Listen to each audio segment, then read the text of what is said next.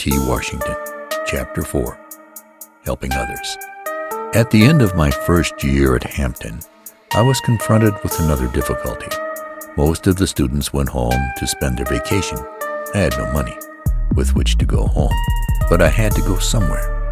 In those days, very few students were permitted to remain at the school during vacation. It made me feel very sad and homesick to see the other students preparing to leave and starting for home. I not only had no money with which to go home, but I had none with which to go anywhere. In some way, however, I had gotten hold of an extra second-hand coat, which I thought was a pretty valuable coat. This I decided to sell in order to get a little money for traveling expenses. I had a good deal of boyish pride, and I tried to hide as far as I could from the other students the fact that I had no money and nowhere to go.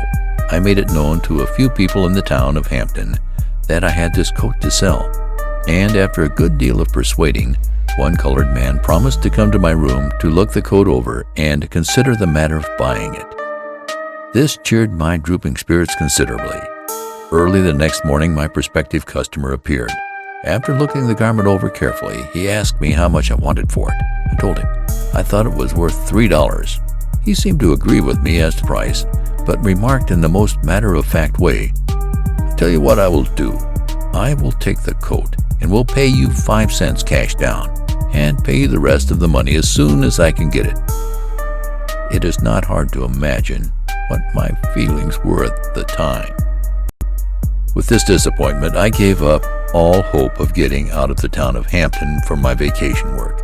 I wanted very much to go where I might secure work that would at least pay me enough to purchase some much-needed clothing and other necessities. In a few days, practically all the students and teachers had left for their homes, and this served to depress my spirits even more. After trying for several days in and near the town of Hampton, I finally secured work in a restaurant at Fortress Monroe.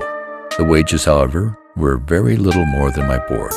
At night and between meals, I found considerable time for study and reading, and in this direction I improved myself very much during the summer. When I left school at the end of my first year, I owed the institution $16 that I had not been able to work out.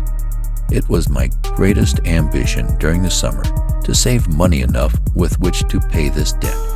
I felt that this was a debt of honor and that I could hardly bring myself to the point of even trying to enter school again till it was paid. I economized in every way that I could think of, did my own work.